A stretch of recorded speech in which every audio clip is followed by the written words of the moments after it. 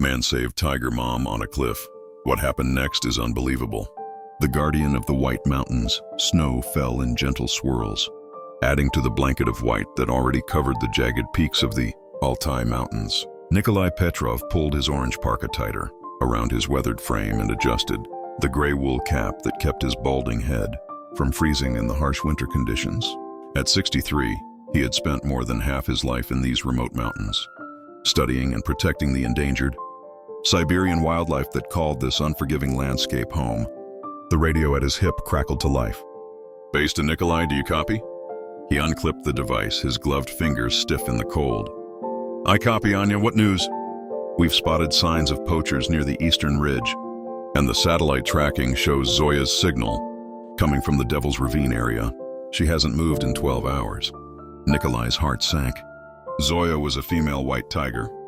They had been tracking for 3 years, one of the last remaining wild white tigers in this region. And Devil's Ravine was exactly what its name suggested, a treacherous series of cliffs and narrow ledges that even the most experienced climbers approached with caution. "I'm about 2 kilometers from there now. I'll check it out immediately." "Nikolai," Anya's voice softened with concern. "Be careful. Weather report shows another storm front moving in by nightfall." "I always am," he replied, though they both knew that wasn't entirely true. His dedication to these animals had put him in danger more times than either cared to count. He tucked the radio back into his pocket and adjusted his course, moving eastward through the sparse line of fir trees that marked the edge of the timberline. The beauty of the landscape never failed to move him. Pristine white slopes rising to meet a steel-gray sky. The silence so complete he could hear the soft crunch of each footstep in the snow. This was a world few humans ever truly experienced. A place where nature still ruled with an ancient, indifferent power. After 40 minutes of careful climbing, Nikolai reached a vantage point above Devil's Ravine. He pulled out his binoculars and scanned the treacherous terrain below. At first he saw nothing but snow and rock, the waning afternoon light casting long shadows across the ravine. Then he spotted her. Zoya's white coat nearly blended with the snow, but her black stripes gave her away. She was stranded on a narrow ledge about 50 meters down the cliff face. Even from this distance, Nikolai could see she was in distress. She paced the small space, occasionally looking down at something near her paws. "Oh no," he whispered as he adjusted the focus.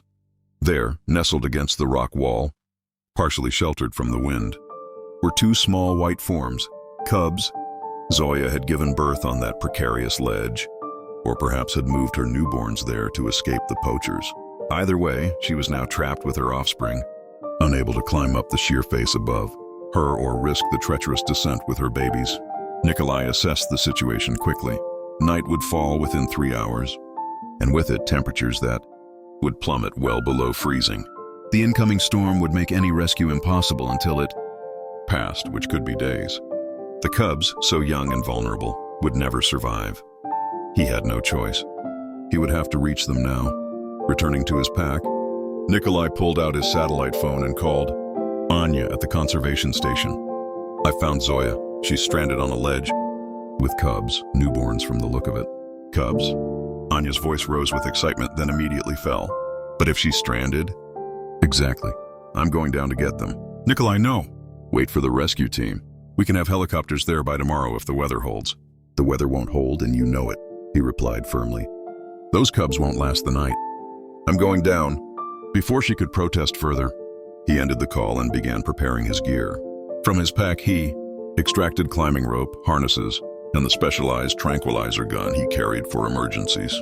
The dosage would have to be precise, enough to sedate Zoya temporarily without harming her or affecting her ability to care for her cubs once they were safe. With methodical care, he secured his anchors and began his descent. The rock face was treacherous, with loose stones and patches of ice that made each movement a calculated risk.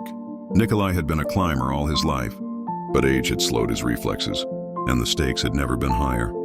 40 agonizing minutes later, he was 10 meters above the ledge where Zoya and her cubs waited.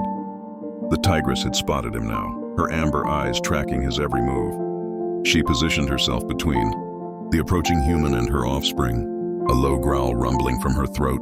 "It's all right, Zoya," Nikolai spoke softly, using the calm, gentle voice he had developed over decades of working with wild animals. "I'm here to help. You remember me?" And remarkably, there was a chance she did. 3 years ago, Nikolai had been part of the team that had treated Zoya for a leg injury and fitted her with the satellite tracking collar. She had been sedated then, of course, but animals often remembered those who had shown them kindness. Or at least, that's what Nikolai chose to believe. With slow, deliberate movements, he prepared the tranquilizer gun. One wrong move, one miscalculation, and Zoya might attack, or worse, in her panic, she might slip off the narrow ledge, taking her precious cubs with her. The wind picked up, sending a shower of fine snow across the ledge. One of the cubs mewled weakly, a tiny sound nearly lost in the vastness of the mountains. Zoya turned her head momentarily toward her. Baby and Nikolai took his chance. The dart found its mark in the thick muscle of her shoulder. Zoya roared, more in surprise than pain, and spun back toward Nikolai. For a heart-stopping moment, she tensed as if to lunge at him, and he prepared to swing away from the ledge. But then the tranquilizer began to take effect. Her movements became sluggish, her massive head drooping, until finally, she sank down onto the ledge, her body curled protectively around her cubs even in her sedated state. Nikolai waited 5 minutes to ensure the drug had fully taken effect before making the final descent to the ledge. Landing carefully on the narrow outcropping, he secured his position before approaching the fallen tigress and her cubs. "Beautiful," he whispered as he knelt beside them. Zoya's breathing was steady, her magnificent white coat rising and falling with each breath. Beside her, the two cubs, barely larger than house cats, huddled together for warmth. They were perfect miniatures of their mother, with white fur marked by black stripes that would darken as they grew. Their eyes, still blue in these early weeks of life, regarded Nikolai with a mixture of fear and curiosity. "Hello, little ones," he murmured, carefully reaching out a gloved hand. "What a place your mother chose for your nursery, eh?" One of the cubs, the slightly larger of the two, batted at his glove with a tiny paw. Despite the gravity of the situation, Nikolai smiled. There was always something miraculous about new life, especially when that life belonged to a species so rare and endangered. But sentiment would have to wait. The wind was picking up and the light was fading. He needed to get them all to safety before the storm hit or the tranquilizer wore off. From his pack, Nikolai produced a specially designed harness that would allow him to carry the cubs against his chest, leaving his hands free for climbing. With gentle movements, he lifted each cub and secured them in the harness, where they nestled against the warmth of his body. Zoya was a different matter entirely. Even sedated, a full-grown tigress weighed over 300 pounds, far too heavy for Nikolai to carry up the cliff face. But he had come prepared. From his radio, he called Anya again. "I've secured the cubs. Zoya is sedated. I'm going to need the extraction team with the airlift harness for her." "Already on their way," Anya replied, the relief in her voice palpable. "They're about 30 minutes out. Can you get the cubs up safely on your own?" Nikolai looked at the darkening sky. "I'll have to. We're running out of daylight." With the cubs secured against his chest, Nikolai began the challenging ascent. Every handhold, every step had to be perfectly placed. The weight of the cubs threw off his balance, and their occasional movements made the climb even more precarious. But their small bodies provided welcome warmth against the biting cold that now penetrated even his insulated clothing. 20 meters up, disaster struck. A rock that had seemed solid gave way under Nikolai's boot, sending him swinging out from the cliff face, held only by his safety rope and one desperately gripping hand. The cubs squealed in terror, their tiny claws digging through his parka to the skin beneath. "Easy, easy," he gasped, more to himself than to the frightened creatures. His shoulders screamed in protest as he hung there, the full weight of his body and the cubs straining his aging muscles. With a grunt of effort, Nikolai swung himself back toward the rock face, his boots scrabbling for purchase. For one terrible moment, he thought he wouldn't make it, that his strength would fail, and they would all fall. Then his foot found a small ledge, and his free hand grasped a jutting rock. Relief flooded through him. But he allowed himself only a moment's rest before resuming the climb. The cubs had fallen silent, perhaps sensing the danger and instinctively knowing to remain. Still, a survival instinct coded into their very DNA.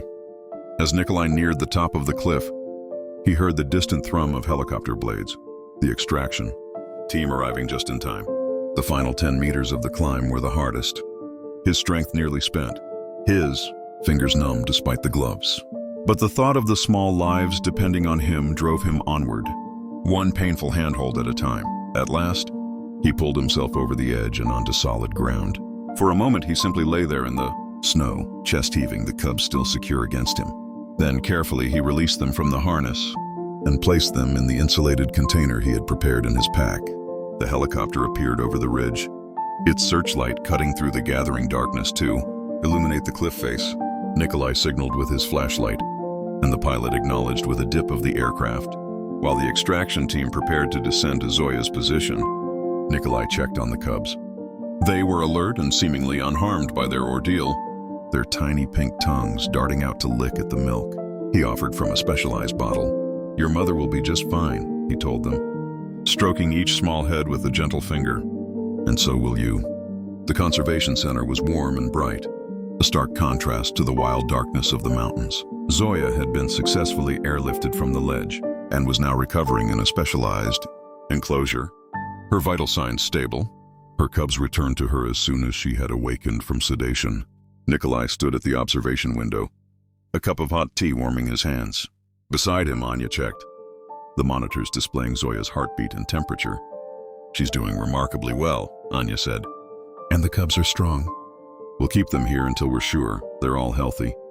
Then release them back into the protected area, far from where the poachers were spotted." Nikolai nodded, watching as Zoya gently groomed one of her cubs. Even in captivity, even after all she had endured, her maternal instincts remained strong. There was something deeply moving about her, resilience, her unwavering devotion to her offspring. "You took an incredible risk today," Anya said quietly, placing a hand on his arm. "If something had gone wrong..." "But it didn't," he replied simply. "And now we have 2 more white tigers in a world that so desperately needs them." He didn't tell her about the moment on the cliff when he had nearly fallen, when his aging body had nearly betrayed him.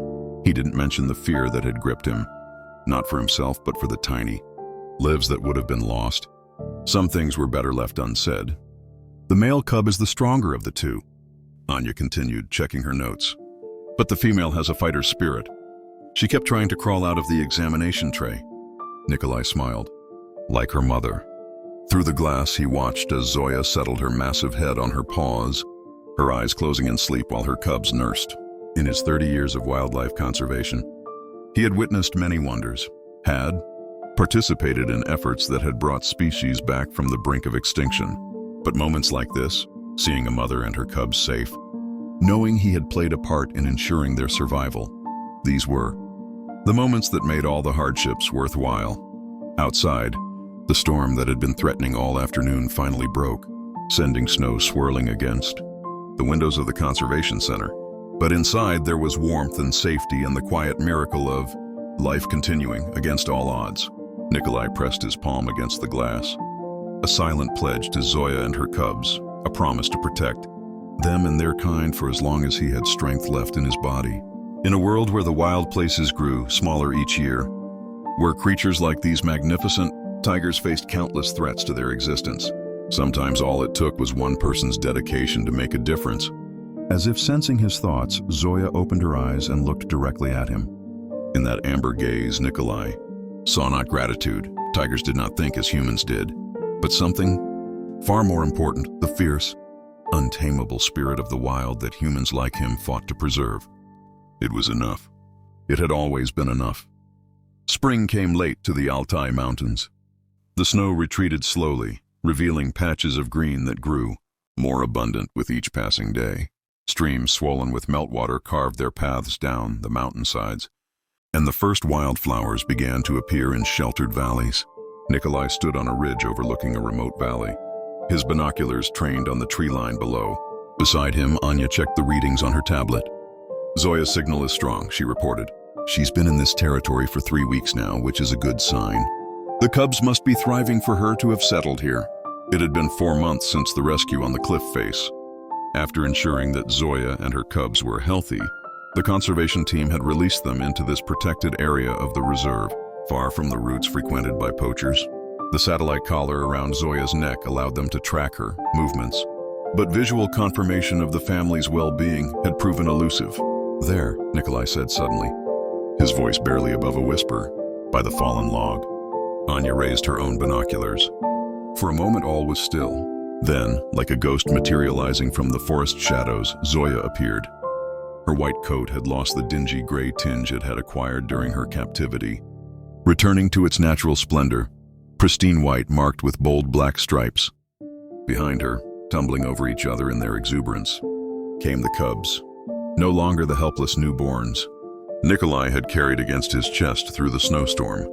They had grown considerably, still small compared to their imposing mother. They moved with increasing confidence through the underbrush, stopping occasionally to pounce on insects or bat at early spring. Butterflies, they're magnificent. Anya breathed, her scientific detachment momentarily forgotten. Nikolai didn't respond. He couldn't. The sight of these tigers, these living symbols of all that was still, untamed and precious in the world, moving freely in their natural habitat, filled him with an emotion too, profound for words. As they watched, Zoya led her cubs to the edge of a small stream. While she drank, the male cub, the larger of the two, stalked a fallen branch as if it were prey, his movements already showing the beginning of a hunter's precision. His sister, the one Anya had described as having a fighter's spirit, splashed fearlessly into the shallow water, batting at the current with her paws. "We should name them," Anya said suddenly. "I know it's not protocol, but—" "Alexei," Nikolai said, indicating the male. "And Katya." For the female, Anya nodded, understanding the significance.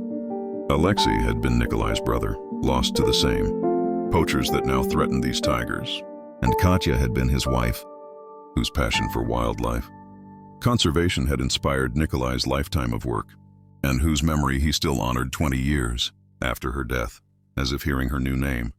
The female cub looked up suddenly in their direction, though Nikolai knew they were too well hidden and too far away for the tigers to detect their presence.